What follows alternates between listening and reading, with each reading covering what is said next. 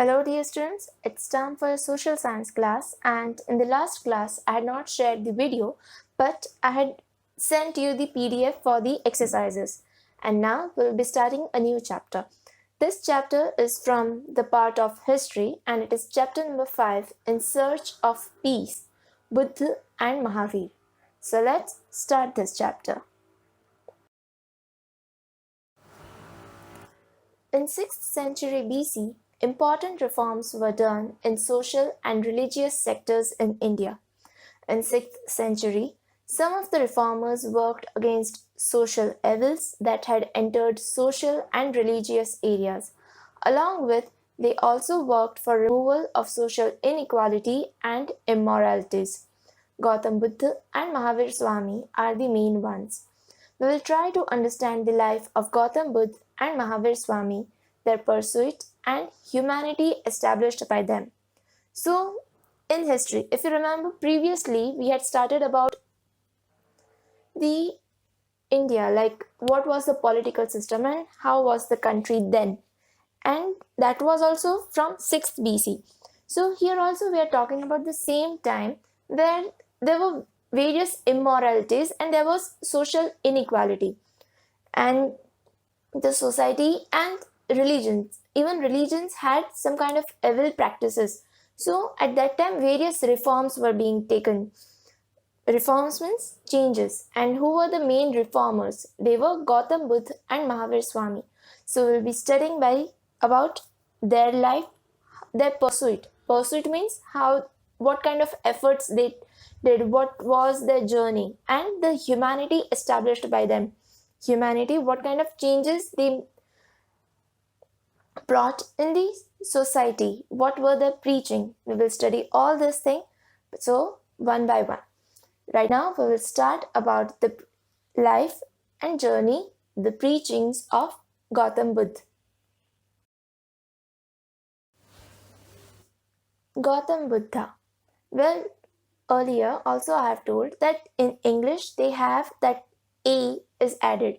So in Hindi we say Buddha, but we can also say Gautam Buddha.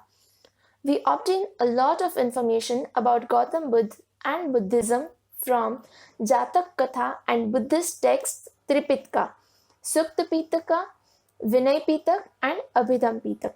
About 550 Jatak stories are associated with pre-birth of Buddha. So, from where do we get information about Buddhist religion or about Gautam Buddha? We mostly get it from Jatak Katha and Tripitaka.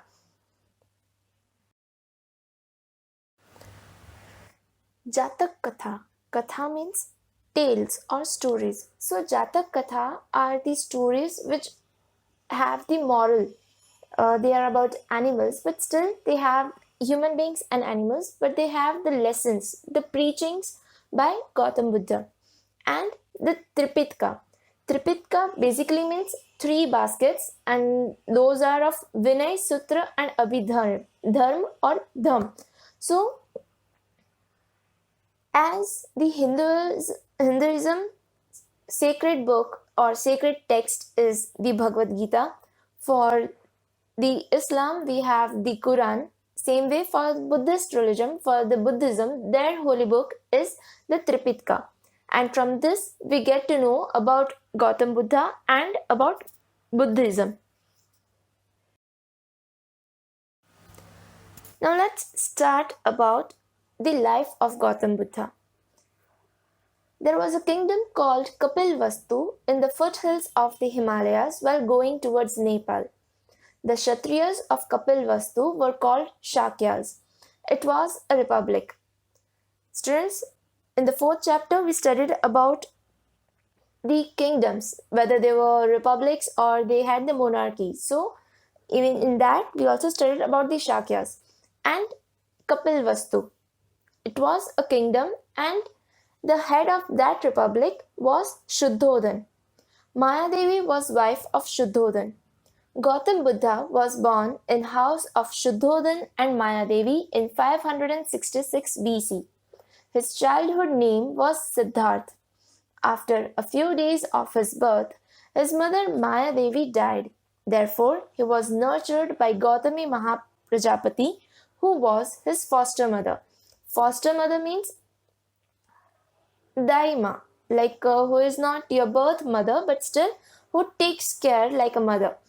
So, he was born to the head of the Republic of Kapilvastu, the head was Shuddhodhan and his wife Mayadevi.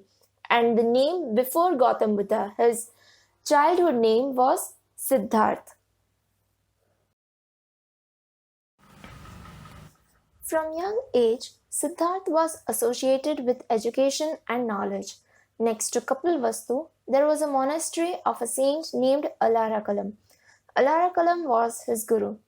Monastery means a kind of ashram where all the monks are there. Siddharth went to his ashram, where he did meditation. Siddharth's father was worried as he continued to discuss knowledge and samadhi. Samadhi means the ultimate end where you get that you're free from this life. He was worried if Siddharth would become a monk. Monk, you already know by now, a saint.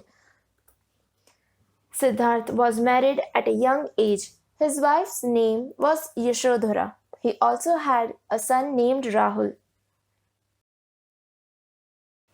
Home sacrifice and sadhana. Sadhana means you know that meditation. So, home sacrifice, that he left his home. At the age of 30, he decided to renounce his royal family and state and became a saint, hermit in search of truth. Renounce means you have the right to it, but you give away all the rights as well. So he left his royal family and state and became a saint. You know who is the hermit, like sannyasi. So one night he took his charioteer Channa and horse Kanthak and went to the river bank outside his state. Charioteer means the person who drives the chariot. The chariot, I hope you remember, that carriage drawn by horse. So, and horse Kanthak, and went to the river bank outside his state. Leaving his royal attire, attire means the clothing, he gave all his jewelry to Channa and ordered him to take Kanthak along with him and return to the palace. So, one night they left and went to the river bank outside his state, and leaving everything there, he asked the charioteer to take it and return to the palace. He himself wore the ascetic clothes of the hermit and walked towards the jungle. Ascetic clothes means the basic, only the minimum clothes without any kind of extra, like just the basic garments of the hermit, of the sadhu, and walked towards the jungle. After leaving his home, he went to Rajgiri and then to Puruvela. Here he started penance with 5 Brahmins. Penance means that kind of self-punishment where you punish yourself, or a kind of like Shuddhikaran where you're doing Paschatap. So these are the words for penance. He felt that giving up food and water and tormenting the body will not yield knowledge. Like you have given up food, you have given up water, and you are sitting just like that. But from that, he did not think that you will get knowledge. Conquering the path of self consciousness and the desire is the major duty of human beings. Leaving 5 Brahmins, he decided to do penance alone. So, consciousness means awareness, where you have that complete mind, you know everything about self. So, he thought like if you want to reach the path of self consciousness, if you want to walk on that, you should, that is the duty of every human being. And then he thought like he left the 5 Brahmins and he decided to do the penance alone. Sitting under the peepal tree at Bodhi Gaya, he started sadhana for truth and enlightenment. After many days of sadhana, he got knowledge on the day of Vaishak Purnima. I'm sure you must be knowing Vaishak is the month as per the Hindu calendar and Purnima is the full moon night. On acquiring knowledge, he became Buddha from Siddharth. Buddha means conscious or wise. Conscious means who knows. Later on, he was called Gautam Buddha. So earlier he was Siddharth. He left everything at the age of 30 and and went on to become a hermit. And then, while he was doing that penance with five Brahmins, he realized that if you're tormenting your body, if you leave everything, food and water you have given up, that is not the way to attire to gain knowledge. So he started doing the penance alone and sitting under the peepal tree at Bodhigaya. That is the place of his enlightenment. There, on the day of Vaishak Purnima, he got the knowledge, and from that day, he was converted from Siddharth to Buddh. To Buddh. Buddha means conscious or wise. Even in Hindi, you must be knowing, like Buddhi word comes from Buddh, and it means like Sudh Buddh. So, preachings. Preaching means basically speaking. The people who have those religious knowledge, when they are speaking, everything that comes out has lessons. So we are teachers, but they are preachers who just sit, and when they are talking, those are preachings. So after attaining enlightenment, Buddha went to Sarnath where he met his old Brahmin friends. I hope you remember that previously he started the penance with five Brahmins. So for the first time, he preached to those five Brahmins, monks at Sarnath. Buddha's these first preachings are called Dharma Chakra Pravartan. Buddha gave very simple sermon to get rid of the miseries of the world. Sermon means a talk or like the lesson which he speaks. So Buddha gave the lesson or that first preaching that he gave to the five monks, that was called Dharma Chakra Pravartan. According to him, there are four Arya truths. Arya means something honorable. So these are the basic four main truths, four noble truths. First one is the world is full of miseries. You know, miseries are that sadness. People, everyone has that in their life. The cause of suffering is greed or strong desire. Suffering. Why do everyone suffer? The main cause is greed, where you want more than what you have, or you want more than what you need, or strong desire. You strongly want something to happen. Third is destruction of suffering is renunciation of desire. Now, if you want to destroy suffering, if you don't want to get sad, you have to renunciate the desire. Renunciate means you have to let go the desire. And fourth is adoption of octagonal path. Octagonal means ashtang. Basically means octagonal, you know from geometry, it has the eight sides. So the ashtang marg, and that eliminates desire. So in the ashtang marg or the eightfold or the octagonal path, it means that those eight things should be done correctly. Like there should be right view, right resolve, right speech, right conduct, your behavior, right livelihood, right effort, right mindfulness, and in the end, right samadhi. With this, you get eliminate desire, and as there is no desire, there will be no suffering. So these four truths explained by Buddha are known as Buddhist principles, also known as Samyak Darshan. Samyak means it is the Sanskrit word and it means properly or the right, as I said.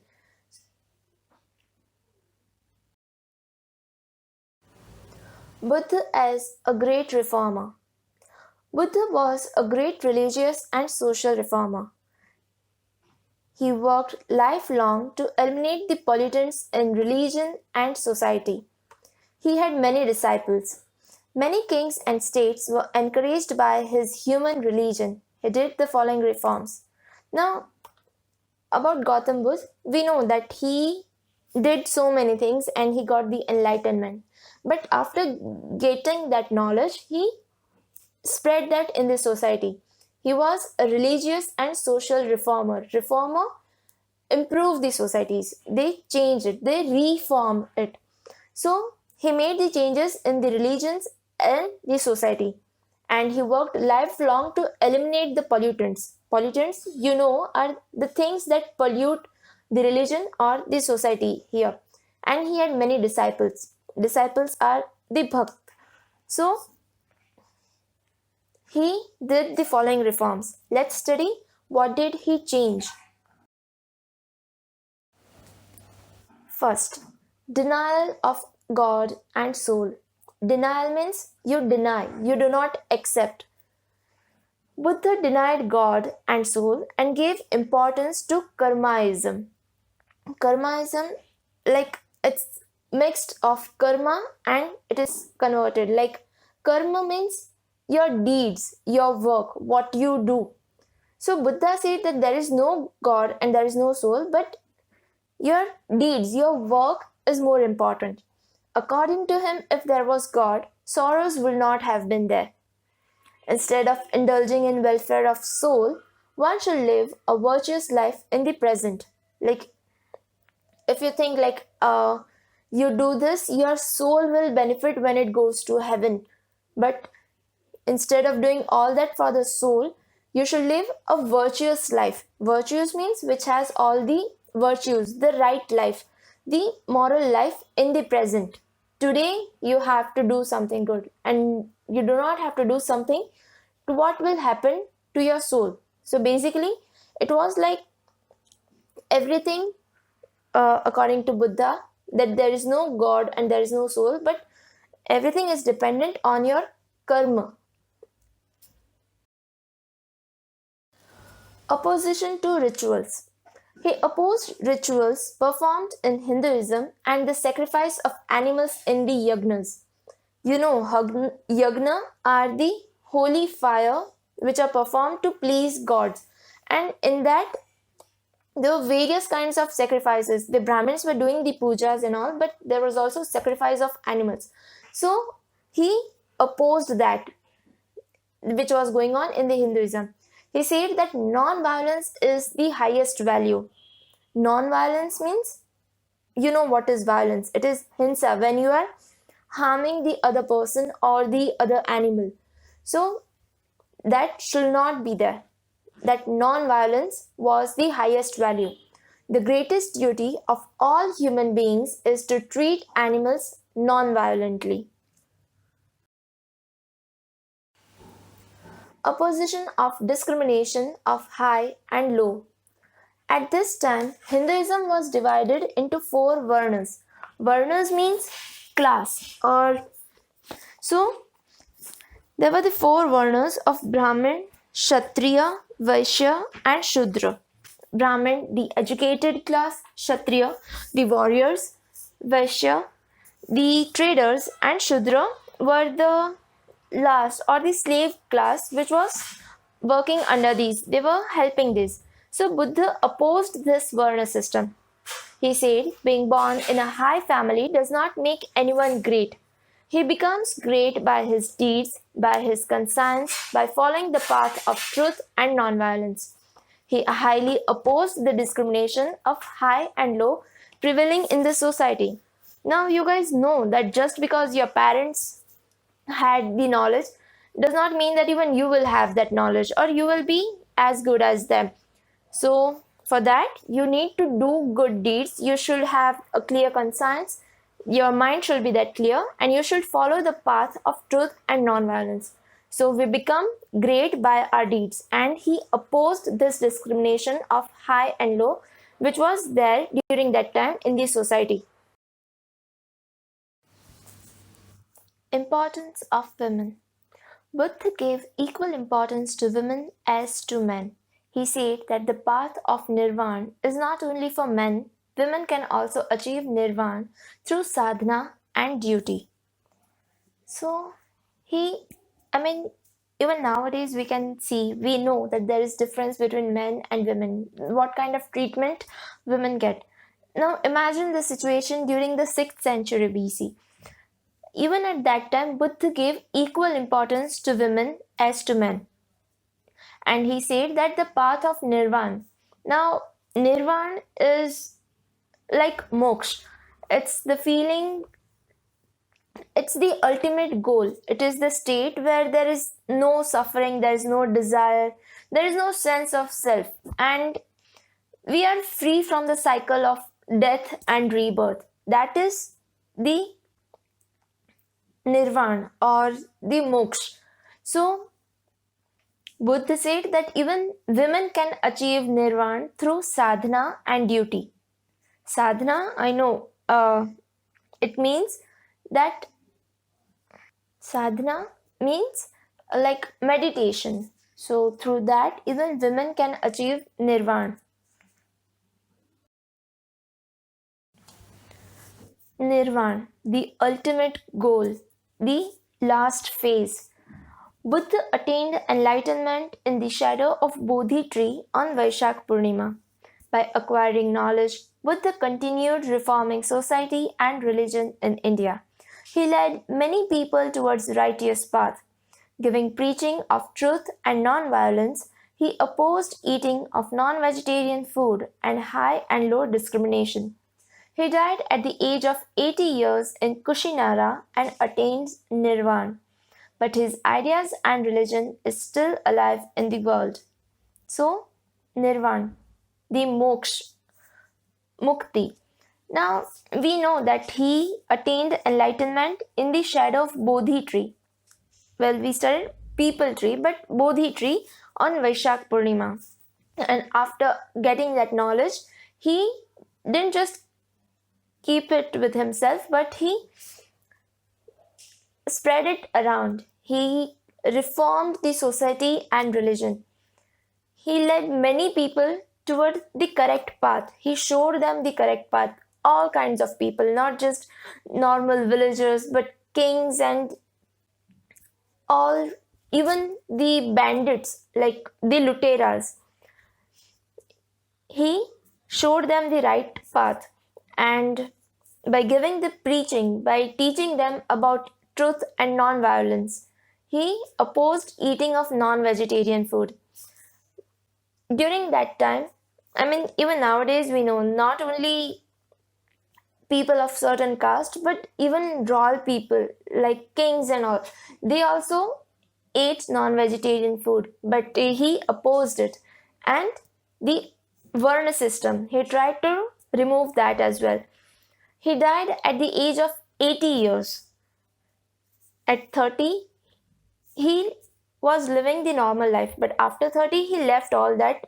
He renounced everything and tried to get the answers, tried to get this knowledge.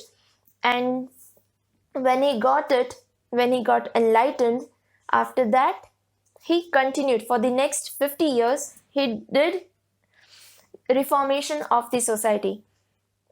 So at the age of 80, at Kushinara, he attained Nirvana. But even nowadays, his ideas and religion is still alive in the world.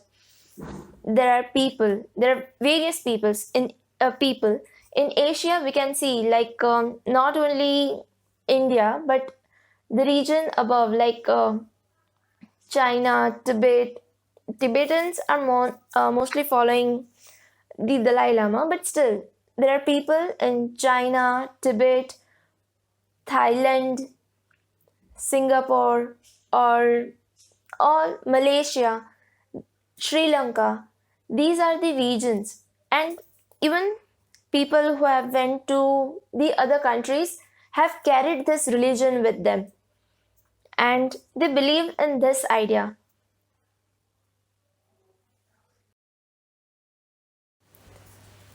So with this, we complete learning about Gautam Buddha. In the next class, we will start learning about Mahavir Swami.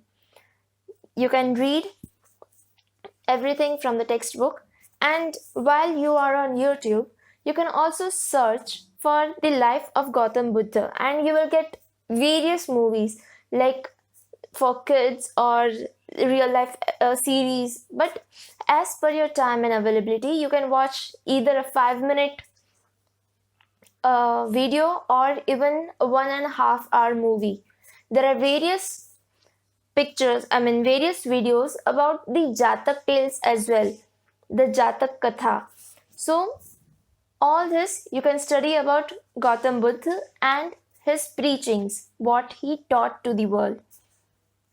There's nothing more to be done, but still, you will get much more knowledge, and his ideas are also so good that we all have to inculcate them in ourselves. So, you will at least learn something by watching about Gautam Buddha. That's it for today, and you have lots of time, so just enjoy your weekend.